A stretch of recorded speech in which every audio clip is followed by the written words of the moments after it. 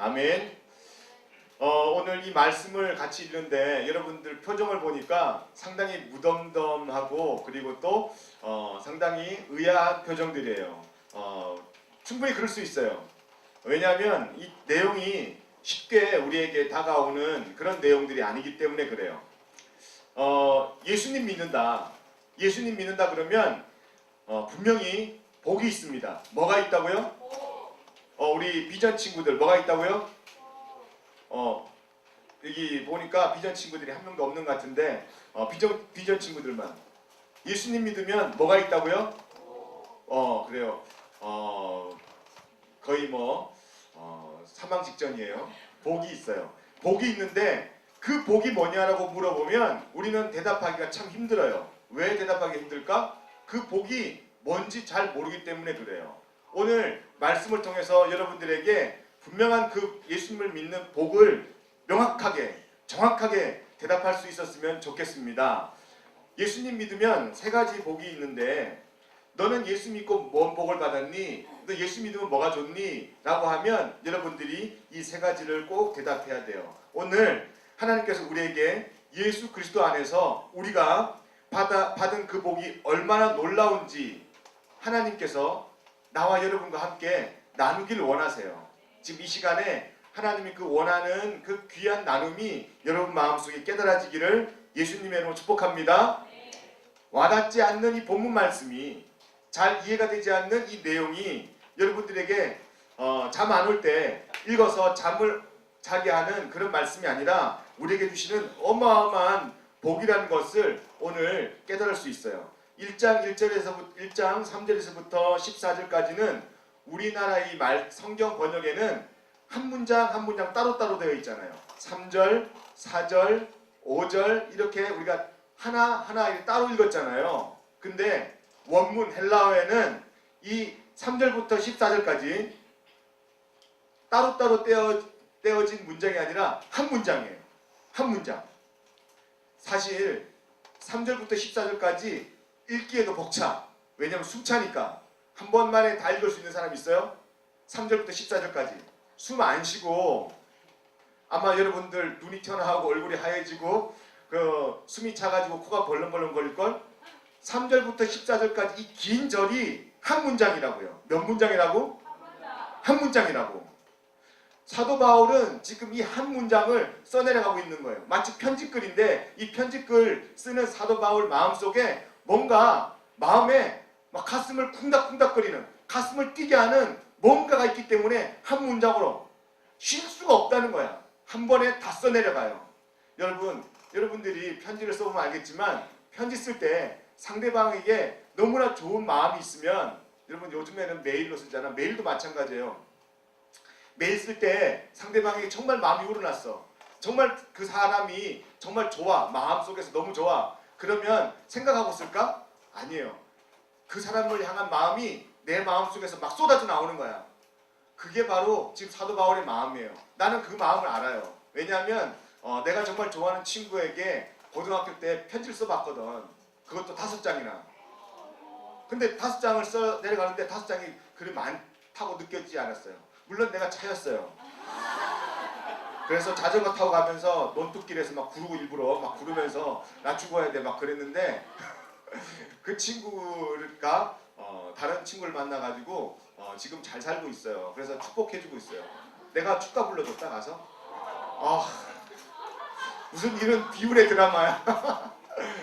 그 친구 결혼식 때 내가 축가해줬는데 그 결혼식 줄에 선 그 목사님이 자기가 들어본 축가 중에서 제일 은혜스럽대. 당연히 은혜스러울 수밖에 없죠. 가슴을 토하면서 그냥 막 죽을똥 살똥 모르고 노래를 불렀으니까 제일 은혜스럽지. 여러분 우리가 가슴을 뛰게 하는 어떤 일을 만나면 내가 흥분하게 되고요. 사도 바울처럼 쉼없이 막 써내려가는 거예요. 지금 봐봐요. 1장 3절에서부터 사도 바울은 뭐라고 시작하고 있습니까? 3절 말씀 한번 봐요. 찬송하리로다. 지금 찬송하고 싶대요. 사도 바울이 마음속에서 지금 가슴을 뛰게 하고 사도 바울의 심장을 터지게 하는 일을 만났는데 그 일을 만나자마자 사도 바울의 반응이 어때요? 찬송하고 싶다는 거예요.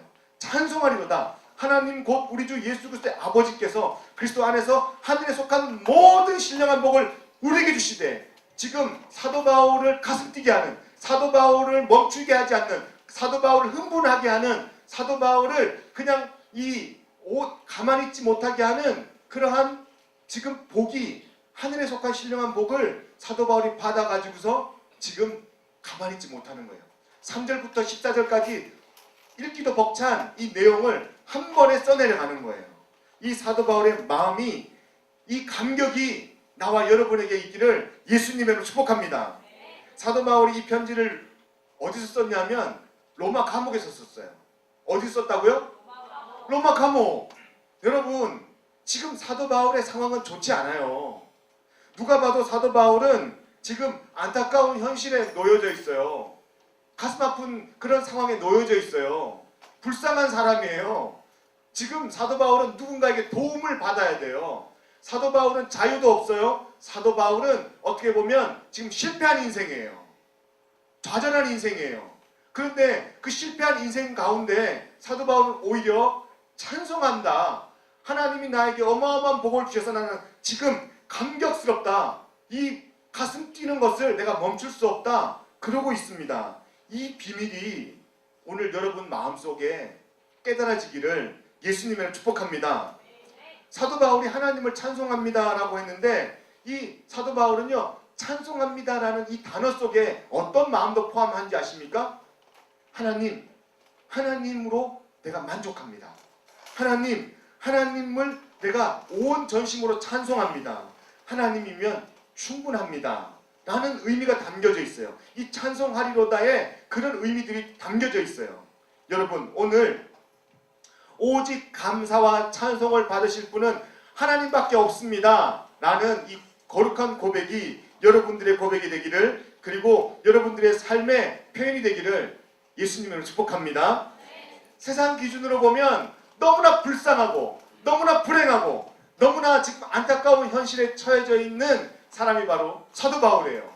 그런데 세상 기준이 아니라 하나님의 기준으로 살고 있는 사도 바울에게는 세상 기준으로 볼 때 그 안타까움이 아니라 감격이라는 거예요. 소망이라는 거예요. 여러분, 이 놀라운 비밀 얼마나 귀합니까? 3절에서 지금 사도 바울이 고백하는 그 비밀이 나와 있어요. 끝절 한번 보겠습니다. 하늘에 속한 그리스도 안에서 시작. 3절요. 1장 3절 그리스도 안에서부터 같이 읽어볼게요. 시작.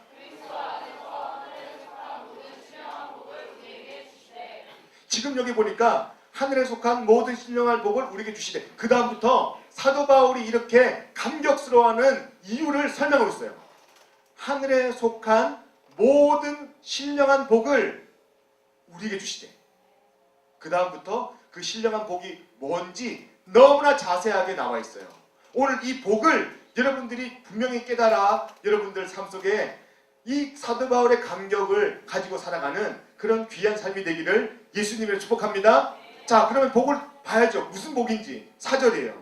4절 한번 읽어보겠습니다. 시작.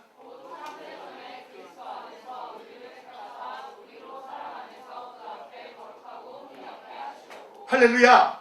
지금 4절에 보니까 하나님께서 우리를 택해 주셨다는데 뭘로 택해 주셨냐면 자녀로 택해 주셨대요. 창세전에 그리스도 안에서 우리를 택하사 우리로 사랑하여서 그 앞에서 거룩하고 흠이 없게 하시려고 우리를 택해 주셨대요. 우리를 택하신 그 복. 여러분, 지금 여기에 여러분들이 하나님이 택하셔서 나온 거지, 택하지 않으면 그 아무도 이 자리에 나올 수 없어요. 첫 번째 복이 뭐라고요? 택해 주셨다. 하나님이 우리를 택해 주셨다는 거예요. 두 번째 복이 뭐냐면 7절이에요. 7절 같이 읽겠습니다. 시작. 그리스도 안에서 그의 은혜의 풍성함을 따라 그의 피로 말미암아 속량 곧 죄사함을 받았느니라. 예수님께서 피 흘려주셔서 내 모든 죄를 다 사해 주셨대요. 목사님, 잘 이해가 안 되는데요? 괜찮아, 걱정하지 마. 조금만 있으면 이해될 거야. 세 번째 13절이에요. 13절 같이 읽어보겠습니다. 시작. 너희도 진리의 말씀 곧 너희의 구원의 복음을 듣고 그 안에서 또한 믿어 약속의 성령으로 인치심을 받았으니, 지금 보니까 성령 하나님께서 우리 마음에 오셨다는 거예요. 성령 하나님이 내 마음에 오셨다는 거예요. 자, 첫 번째 복은 우리를 택해 주신 복, 두 번째 복은 우리 죄를 사해 주신 복, 세 번째 복은 성령 하나님이 내 마음에 오신 복, 성령 하나님이 내 마음속에 들어오셨다는 거예요. 그래서 사도 바울이 그렇게 찬송을 드린 거예요. 이것이 예수 믿으면 받는 하늘에 속한 신령한 복이에요. 사도 바울은 뿐 아니라 우리 여기에 있는 우리 모두에게도 그 복이 있기를 간절히 소망한대요. 하나님께서 우리를 택해 주셔서 하나님의 자녀 삼아 주신 그 복, 두 번째로 예수님 십자가에서 피 흘려 주셔서 우리 죄를 사해 주신 그 복, 또한 성령 하나님이 내 안에 계시는 것, 이게 엄청난 복이라는 거예요. 여러분, 이제 세상 사람들이 우리에게 예수 믿고 도대체 너 무슨 복 받니? 예수 믿으면 무슨 복이 있니? 라고 물어보면 무슨 복이라고 해야 돼요? 첫째, 하나님이 나를 택하셔서 자녀 삼아주신 복. 두 번째, 예수님이 내 죄를 사해주신, 피 흘려서 사해주신 성령의 복. 여러분들, 지금 속죄의 복을 이해가 잘 안 돼서 그런지 여러분들이 잘 표현을 못하는데, 속죄의 복은요 정말 귀한 복이에요.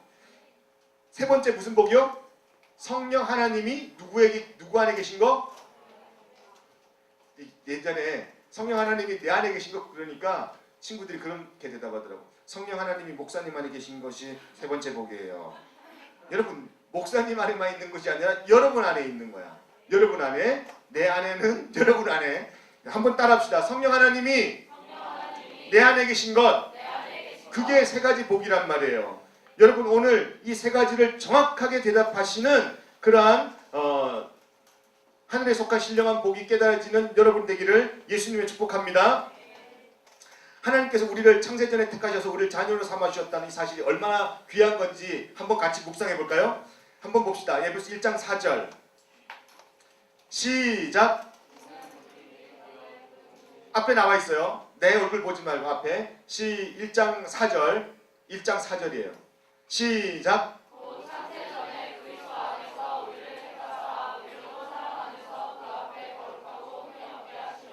여기 보니까 우리를 택하사라고 나오는데, 여러분, 우리가 인정하든 인정하지 않든 알든지 모르든지 하나님은 나와 여러분을 택하시고 주목하고 계세요. 하나님 그런 하나님이에요.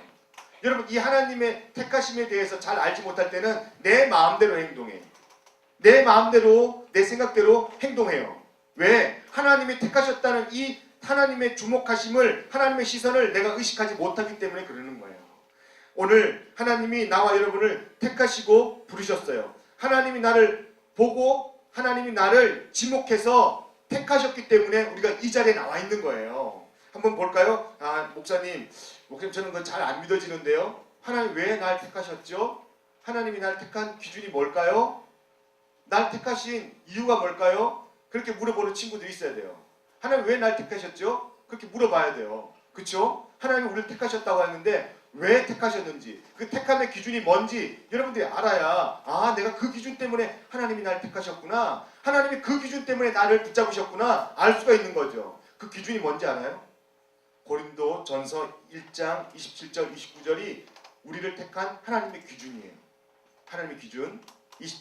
고린도전서 1장 27절 29절 한번 읽어보겠습니다. 그러나 시작. 더 큰 소리로 세상에 미련한 것들을 택하사 지혜 있는 자들을, 세상에 약한 것들을, 강한 것들을, 하나님께서 세상에 천한 것들과 멸시받는 것들과 없는 것들을, 있는 것들을 폐하려 하시나니. 마지막 29절 시작. 지금 여기 보니까 택하사라고 하는데 누굴 택했대요? 지금 여기 보니까 여러분, 우리가 소망을 가져야 될 게, 전자를 택하지 않고 후자를 택했다면 여기에 택함 받은 사람 아무도 없을 거야. 봐봐요. 하나님께서 세상에 미련한 것들을 택하사, 하나님께서 세상에 미련한 것들을 택하지 않고 지혜 있는 자들을 택하사라고 했다면, 여러분 여기 지혜 있는 자가 몇 명이나 될까? 하나님의 기준에 합당한 지혜 몇 명이나 될까? 사실 나도 이 기준에 미치지 못해요. 근데 오늘 보니까 미련한 자들을 택했다 그랬어요. 미련한 자들. 여러분, 우리가 잘 듣는 소리 아니에요? 야, 이 미련한 것아. 나는 어릴 때 많이 들었어. 야, 이 미련한, 이 미련한 인간아 그러면서 엄청 많이 들었어요. 친구들한테도 야 너 왜 이렇게 미련해? 이 크레파스 18색깔다 막 그러면서 크레파스 18가지 색깔 이런 거 막 얘기. 근데 미련한 거야. 미련해서 막 그런 얘기를 많이 들었어요. 여러분들은 미련하다는 소리 안 들었어요? 가끔씩 듣잖아요. 미련하다. 봐봐요. 여러분들이 이 하나님의 복을 깨닫는 순간 얼마나 소망이 넘치는지 몰라요. 학교에서 여러분들이 이 말씀이 여러분 마음속에 깨달아지면 이런 일이 있어야 돼요. 하나님, 이번에 우리 600명 가운데 제가 540등 했습니다. 너무 감사합니다. 하나님. 저는 오늘 이 성적표를 받으면서 하나님이 나를 택해 주셨다는 것이 증명이 됩니다. 정말 미련하군요. 저는 미련합니다. 하나님 택하셨군요. 반대로 600명 가운데서 여러분들이 12등을 했다. 잘한 거잖아, 그죠? 아, 여러분들은 다 그 정도 수준 되니까 별로 와닿지 않는구나. 알았어. 600명 가운데 1등을 했다. 여러분 회개해야 돼. 왜? 지혜 있는 자들을 부끄럽게 하시. 하나님 내가 미련해야 되는데 지혜가 있었군요. 하나님 회개합니다. 주여 나를 미련한 자로 삼게 하여 살게 하여 주시옵소서. 여러분들 기도해야 되잖아요. 여러분들 교수님이 여러분들 인정해봐. 여러분들 인정해봐. 인정하면 선생님들이 인정한다고 해봐. 하나님 선생님이 나를 왜 이렇게 인정하죠? 내가 미련한 자가 아닌가요? 그리고 반대로 선생님이 한 번도 여러분들에게 눈길을 안 줘. 여러분들은 학교에서 거의 투명 인간처럼 살아. 아무도 인정을 안 해. 그럼 어떻게 해야 돼요?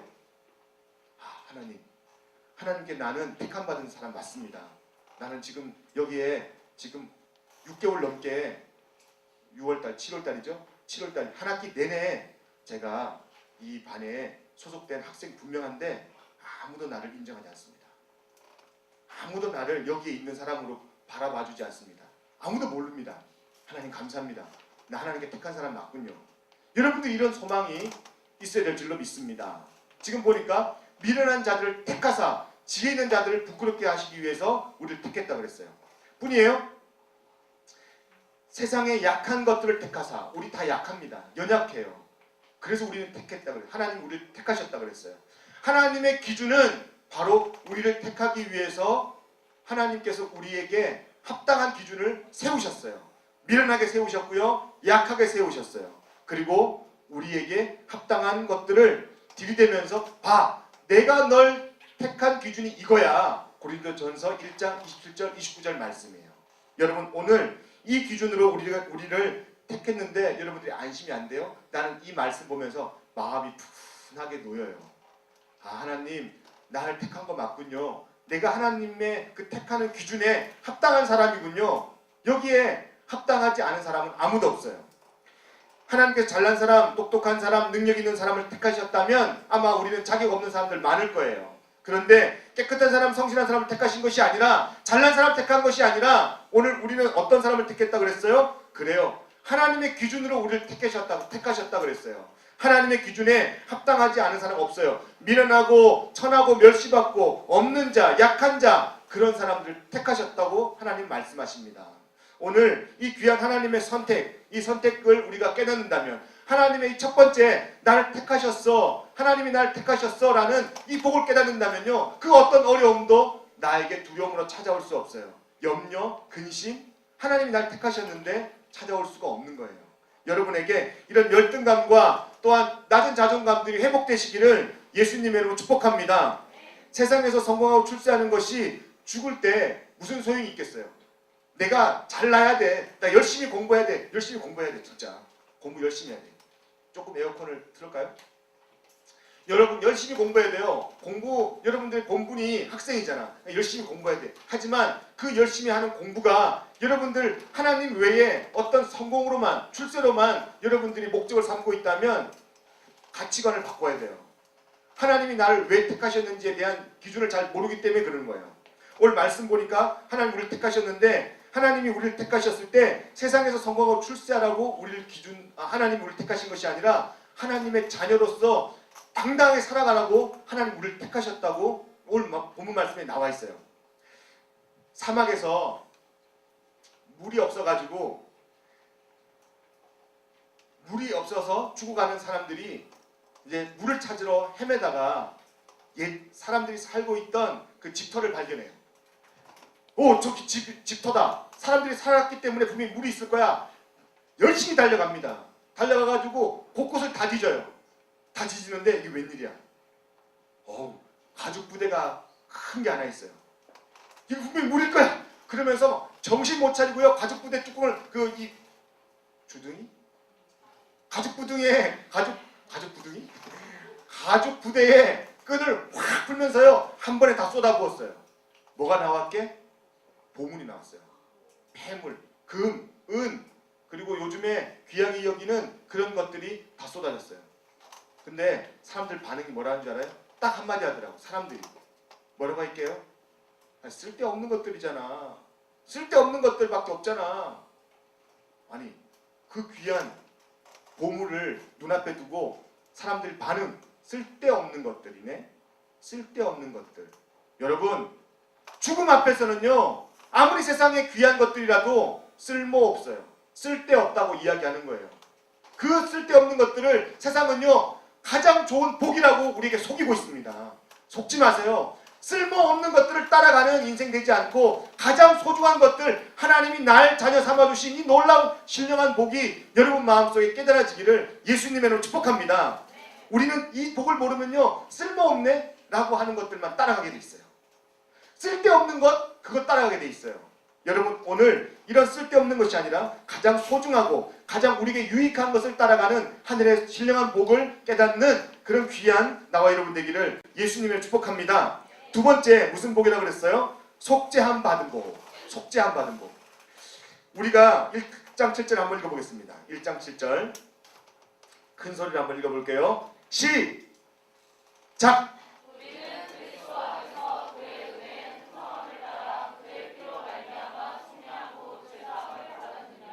왜 그럼 우리가 속량을 받아야 될까? 왜 우리가 죄사함을 받아야 될까? 로마서 3장 23절 볼게요. 로마서 3장 23절에는 이렇게 나와 있어요. 로마서 3장 23절 시작! 모든 사람이 죄를 범하였음에 하나님의 영광에 이르지 못하더니. 모든 사람이라고 그랬어요. 한 사람도 예외 없이 모든 사람이 죄를 범하였다 그랬어요. 모든 사람은 죄를 범할 수밖에 없는 죄인이에요. 그래서 어떻게 됐냐? 우리가 로마서 6장 23절 보면 이렇게 나와 있어요. 죄의 싹은 뭐라고 했어요? 사망이요 하나님의 은사는 그리스도 예수 안에 있는 영생이니라. 죄의 싹이 사망이에요. 죽는 이유가 우리가 아파서 연수가 다 해서 죽는 것이 아니라 죄 때문에 죽는 거야. 다른 말로 해볼까요? 죄라는 사망이라는 결과는 죄이기 때문에 죽는 거예요. 원인이 있으니까 결과가 있는 거지. 결과를 보면 어떤 원인이 생겼는지 알 수 있어요. 사망이라는 결과, 우리 아무도요 죽음을 피해갈 수는 없는 거야. 아니 목사님, 저는 제게 다가오는 죽음, 제가 만약에 찾아온다면, 저한테 찾아온다면 아니에요 하고 갈 거예요. 싫어요 하고 도망갈래요. 그러면 될까? 그럼 될까? 될까 안 될까? 안 되는 거예요. 아무도 아니라고 말할 수 없어요. 그냥 그 앞에서요 누구도 찍소리하지 않고 하나님 부르시면 다 가야 되는 거예요. 근데 이 사망이 어디서부터 시작됐느냐? 사망이라는 결과는 원인이 있어야 되겠죠. 죄라는 이 원인 때문에 사망이라는 결과가 생겨난 거예요. 우리 모두는 다 죽습니다. 사망이라는 결과를 우리가 다 맞이하게 돼요. 그러면 무엇을 의미하는 거예요? 우리 모두는 다 죄인이라는 것을 의미하는 거예요. 지금 에어컨을 키니까 춥잖아요. 이 에어컨을 키면 춥다는 이 결과가 나오기 전에 에어컨을 키는 원인이 있어야 되는 거예요. 이제 꺼주실까요? 그러면 따뜻해질 거예요. 항상 원인과 결과가 있어요. 원인과 결과. 여러분, 우리가 죄인이기 때문에 죽는 거예요. 자, 그렇다면 우리가 죄인으로 살아갈 때 찾아오는 게 뭔지 알아요? 염려, 두려움. 가장 큰 게 두려움. 내가요, 여러분들만 할 때 중학교 한 1학년 때, 2학년 때 같아요. 그때 이맘때야. 수박이 너무너무 먹음직스러워서 옛날에는 우리 어릴 때는 수박을 서리도 했거든요.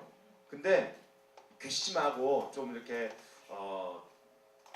욕심 많은 그런 농장 주인은 수박 서리를 하는 사람들 잡아가지고요, 그 사람한테 자기 수박 전체 농사를 다 뒤집어 씌우는 그런 악습들을 행했어요. 근데 친구들 5명이서 그날 우리 함께 수박 서리하러 가자. 그래서 수박 서리를 하러 갔어요. 5명이. 밤에 몰래 살금살금 수박을 서리해가지고 딱 나오는데 5통을 들고 한 사람씩 한 통씩 들고 나오는데 한 통씩 다 먹잖아 수박. 그치? 그 정도 다 먹잖아요. 한 통. 네. 그냥 깨가지고 그냥.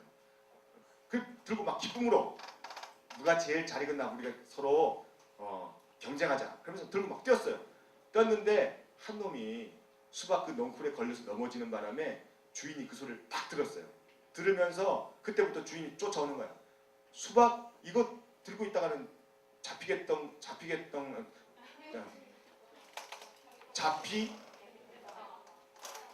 것 같아. 그 말이 그렇게 어렵네. 잡힐 것 같아. 지금도 두려워. 그래서 그걸 던지고 막 도망갔어요. 그래서 안 잡혔어요. 안 잡혔는데 세상에 그 넘어진 친구가 잡혔어. 네, 여러분 의리 없는 친구는 사귀지도 마. 주인 아저씨가 원두막으로 그 친구를 포박해가지고 가가지고 계속 고문을 했나 봐. 무슨 고문을 했는지 모르겠어. 모기로 막 계속 물리겠나 이렇게? 계속 고문을 했나 봐. 세상에 새벽에 그 친구랑 수박 그 농장 주인이랑 우리 집을 찾아온 거야. 똑똑똑똑 두들길래 나갔더니 여기 희택이라는 아이 있냐고. 있다고. 나오라고. 밤에 누구냐고. 일단 나오라고. 알았다고. 나갔더니 세상에 4놈 다 잡혔어. 우리 집이 마지막이었어. 4놈 다 푹 숙이고 있고 왜 왔는지 물어볼 필요도 없어요. 조용히 문 닫고 같이 따라갔어요. 그 아저씨가 하는 말. 야 5분의 1로 나눠. 지금 이 농장 얼마니까 5분의 1로 나눠. 그리고 내일 아빠 다 모시고 와. 그날 밤에 잠잤을까 못 잤을까? 못 잤어요. 정말 가슴이 쿵닥쿵닥거리고요. 내 세상에 그런 경험 처음 해봤네. 야 하나님 제발 하나님이 계시다면 내일 아침에 태양이 떠오르지 않게 해주시고 그리고 저 농장 하나님 데려가세요. 농장 주인 아저씨 하나님 싹 걷어가 주세요. 세상에 하나님은 사랑의 하나님이시라 그런지 그 농장 주인 아침에 멀쩡하게 나타나가지고요. 우리 학교 가는데 오늘 오후에 알지? 그래. 학교에 공부가 하나도 안 되는 거예요.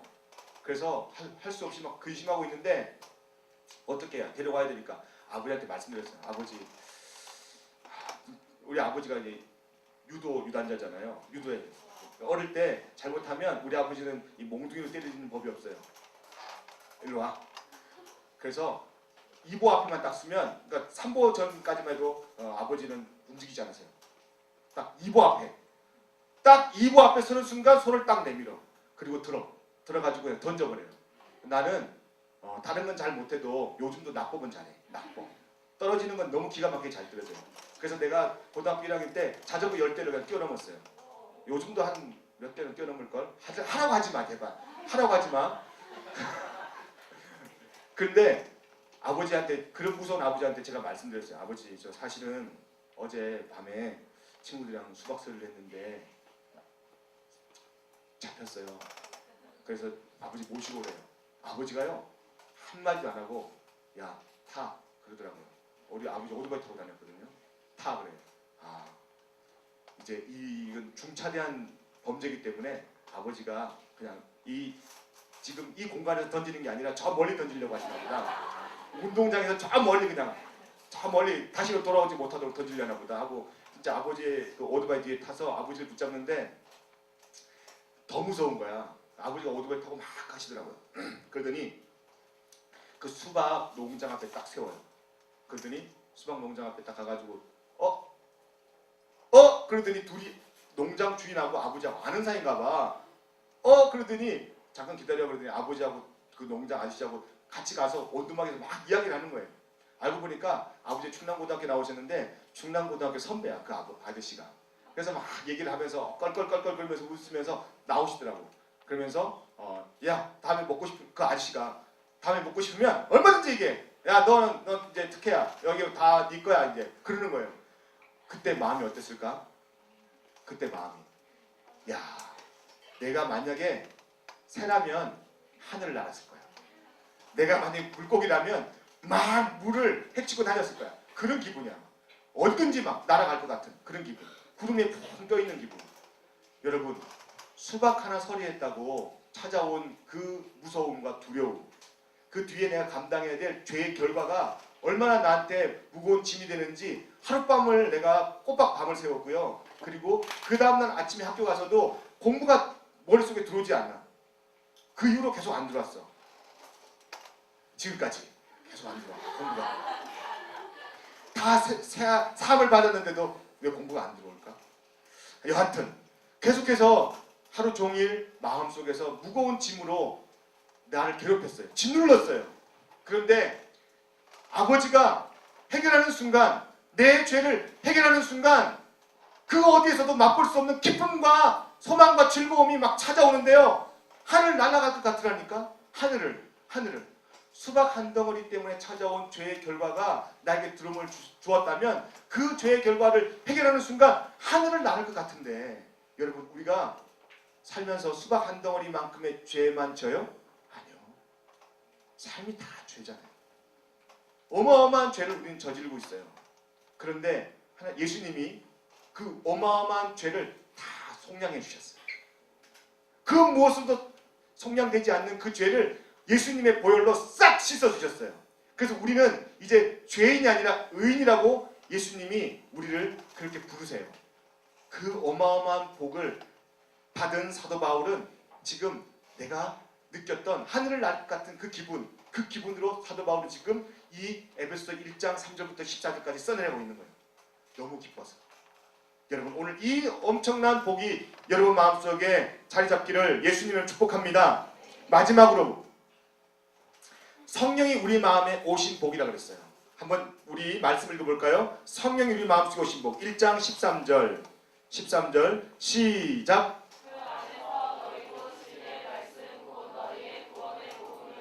그 안에서 또한 믿어 약속의 성령으로 인치심을 받았으니, 이 마지막 또 놀라운 하나님의 복은 뭐냐면 성령께서 우리 마음에 오신 거예요. 내 마음에 오신 거예요. 하나님은 예수님 안에, 예수님은 성령님 안에, 성령님은 내 안에 오셨다는 거예요. 여러분, 오늘 성령께서 왜 우리 안에 들어오시는 겁니까? 왜 내 마음속에 들어오시는 거예요? 그것은 약속받은 이 모든 축복, 내가 너를 택했어, 그리고 너의 모든 죄를 내가 다 사했어 라고 하는 택함받은 자녀의 복과 속죄함 받은 이 속죄함의 복이 성령을 통해서 확실시되는 거예요. 확실시. 그래서 성령 받지 아니하면 이게 깨달아지지 않아. 성령 받지 아니하면 이게 내 마음속에 이 귀한 복이 얼마나 귀한지 알 수가 없는 거예요. 성령님이 내 마음속에 오시지 아니하면. 예배는 뭐예요? 예배는 그 성령님이 내 마음속에서 마음껏 찬양하도록 내어드리는 거예요. 그게 예배예요. 예배 빠지면 될까 안 될까? 안 되는 거죠. 왜? 성령님이 내 마음속에서 이 엄청난 놀라운 복들을 인쳐주시고 확증해 주시는데, 그 예배 가운데 임재하는 성령님을 내가 경험하지 못하면 이 놀라운 복을 내가 깨달을 수 없는데 예배를 빠져요? 예배 자리 빠져요? 세상에 그 어떤 자리보다 더 중요한 게 예배 자리인데 이 예배 자리 빠져요? 아니, 그럴 수가 없어요. 하나님의 놀라운 신령한 복을 깨닫는 자리가 바로 이 자리인데, 이 자리를 빠지고서 어디 가서 그 복을 깨닫겠어요? 깨달을 수 없는 거예요. 여러분, 오늘 성령님이 우리 안에서 이 놀라운 복들을 확정시켜 주시는 거예요. 예수의 피로 속죄를 받은 것이 정말 우리의 것임을, 하나님이 택해서 우리를 자녀 삼아 주신 것이 정말 내 삶의 현실임을 성령님께서 증명해 주시는 거예요. 증명. 그 증명이 여러분 마음속에 확실하게 증명되어지기를 예수님을 축복합니다. 1장 14절이에요. 1장 14절. 우리 큰 소리 한번 읽어보겠습니다. 시작. 1장 14절. 한 장만, 예. 시작. 그의 영광을 찬송하게 하려 하심이라. 이것을 정말 알고 나면 이 세상에 두려운 것이 염려할 것이 없다는 사실이에요. 그런데 놀라운 것은 이 복을 받았는데도 우리가 한 일이 아무것도 없어요. 이런 엄청난 복을 받는데도 우리의 노력이 아무것도 없어요. 우리가 그것 때문에 특별히 먼저 그렇게 해달라고 기도한 것도 아니잖아요. 하나님 날 자녀 삼아주세요. 기도했어요? 아니요. 그렇게 기도한 것도 없어요. 그럴 만한 자격이 있어요? 그럴 자격도 없어요. 그런데 그렇게 우리가 성령이 내 마음속에서 확정시켜줄 만큼 우리가 삶이 깨끗해요? 우리 마음이 깨끗해요? 성령님은 깨끗한 것만 임하신다는데 우리 마음이 깨끗해요? 그렇지도 않아요. 그런데 그냥 우리에게 주어진 복이에요. 예수님 믿으면 생기는 복이에요.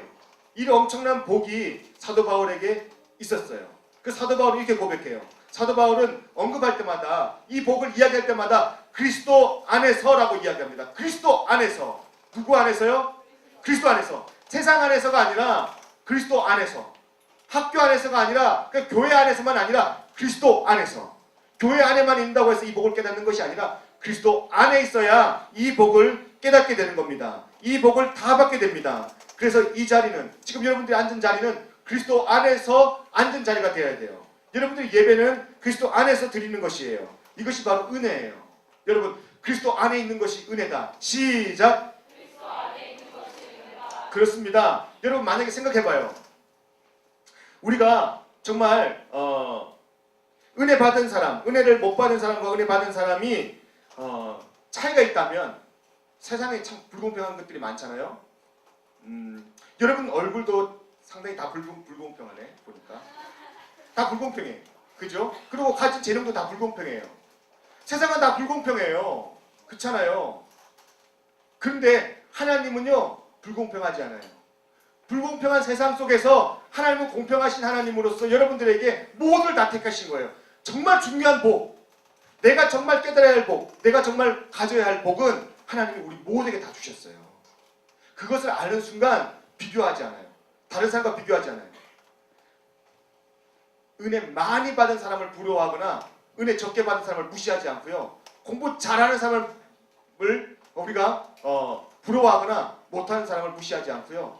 능력 많은 사람을 우리가 부러워하거나 능력 없는 사람을 깜보지 않아요.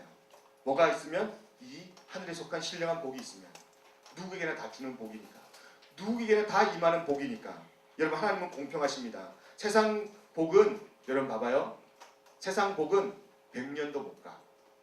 여러분들이 생각하고 있는 그 세상 복은 100년도 못 가요. 근데 하나님 복은 영원하다. 세상 복은 100년도 못 가고 하나님 복은 영원하다. 시작! 세상 복은 100년도 못 가고 하나님 복은 영원한 거야. 그래서 지금 사도 바울이 그 하나님, 영원한 하나님 복 때문에 기뻐하고 찬송하는 거예요. 그래서 사도 바울이 지금 찬송하리로다, 찬송하리로다 이렇게 계속 이야기하는 거예요. 한번 봐봐요. 1장 3절, 한번 1장 3절, 1장 3절 보면 지금 뭐라고 이야기하고 있어요? 찬송하리로다. 1장 6절, 이는 그가 사랑하시는 자 안에서 우리에게 거저주시는 바 그의 영광을 어떻게 한다? 찬송하게 하려는 것이다. 12절, 이는 우리가 그리스도 안에서 전부터 받았던 그의 영광과 뭐가 되게? 찬송이 되게 하려 하심이라. 마지막 14절 읽어볼까요? 같이 시작. 그의 영광을 찬송하게 하려 하심이라. 여러분, 아까 찬송할 때 다 일어났잖아요. 왜 일어나요? 앞에서 리더가 일어나라고 하니까 마지못해서 일어나요? 아니요. 사도 바울은 지금 일어날 뿐 아니라 온 마음을 다해서 찬송해요. 하늘에 속한 신령한 복을 깨닫는 순간 찬송하지 않을 수 없는 거예요. 하나님께 기뻐서 경배하지 않을 수 없는 거예요. 여러분, 오늘 예배 드릴 때 가끔씩 여러분들이 일어나고 싶은 생각도 들 거예요. 그럴 때 일어나서 예배 드리고 일어나서 찬양 드리세요. 그게 하나님 앞에 여러분들의 신령한 복들이 하나님 앞에서 확증되어지는 순간이에요. 그리고 일어나서 찬양합시다 그러면 두 번 생각하지 않고 벌떡 일어나서 하나님께 찬양 드리세요. 이게 우리가 마땅히 하나님께 드려야 할 예배입니다. 그리고 도전합니다. 이번 수련회 때 이런 놀라운 복들을 우리가 더 많이 깨닫고 더 많이 확증받는 시간들이에요. 그래서 기도하세요. 하나님, 하늘에 속한 신령한 복들을 내가 받아 깨닫는 시간, 그런 깨닫는 사람이 되기 원합니다. 그렇게 여러분들이 기도하시고 수련회를 준비하시고 수련회를 향하여서 여러분들이 마음에 그런 기대감을 갖기를 예수님의 축복합니다. 말씀의 결론을 맺습니다. 이 신령한 복을 갖고 있는 그런 분이 있었어요. 제가 존경하는 분인데 김하중 대사예요. 하나님의 대사라는 책을 쓴 이 김하중 전 대사는 간증을 하는데 자기가요 대사관도 했고 대사도 했고 그리고 또 장관도 했어요. 사람들이 볼 때 가장 잘 나가는, 가장 멋진, 가장 위대한 존재 아니에요? 사람들이 볼 때 성공한 그런 자리예요. 그런데 이 김아중 대사가 간증할 때 뭐라고 한 줄 알아요? 자기가 그 사람들이 부러워하는 영광된 자리에 있을 때보다 지금 아무것도 없을, 지금 그 사람들이 부러워하는 자리가 내 속에 내에게서 다 떠난 지금 나는 더 행복합니다. 내 인생이 더 존귀합니다. 내 인생이 더 복됩니다. 그렇게 간증하는 소리를 들었어요. 정말 그 영혼이 하나님의 그 신령한 세 가지의 복으로 가득 차 있다는 것을 그 말을 듣는 순간 깨닫게 되었어요. 여러분, 우리는 정말 이렇게 살아야 됩니다. 우리가 뭘 가져서가 아니라, 우리가 뭘 쟁취해서가 아니라 하나님의 놀라운 신령한 복이 내 속에 있는 순간 나는요, 이 세상에 그 어떤 것도 비교할 수 없는 하늘의 놀라운 기쁨과 소망을 발견하게 되는 거예요. 근데 봐봐요. 똑같은 대사고 똑같은 위대한 그러한 자리에 있었던 윤창준 전 청와대 대변인 봐봐요. 그도 똑같이 열심히 일했어요. 정말 사람들이 부러워한 자리에 그는 열심히 자기 인생을 닦아서 최선을 다해서 노력하고 올라갔어요. 그런데 지금 그 인생 어때요? 하나님 없는 인생, 하늘에 속한 신령한 복을 모르는 인생은요, 한 방에 무너지는 거예요. 여러분, 오늘 도전합니다. 여러분들이 무엇을 지금 쌓고 있습니까? 여러분들이 무엇을 향해 달려가고 있습니까? 뭐 어떤 꿈을 꿔요? 어떤 비전을 가지고 있어요? 그게 여러분들이 하늘에 속한 신령한 복에 관련된 복이 아니라면, 그런 꿈이 아니라면, 그런 비전이 아니라면, 그런 예배가 아니라면, 우리 예배는 한 방에 무너지는, 한 방에 여러분들이 인생을 무너뜨리는 그런 예배가 될 수 있고, 그런 꿈이 될 수 있고, 비전이 될 수 있어요.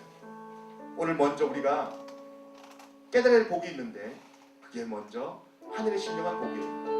자녀 삼아주신 복, 내 죄를 다 사해주신 속죄의 복, 그리고 성령 하나님이 지금 내 마음속에 들어오셔서 나와 함께 하신다는 이 하나님의 복, 이 두 가지의 복을 증명해 주시는 성령 하나님의 인치심의 복, 이 복이 우리 마음에 깨달아지기를 예수님의 축복합니다.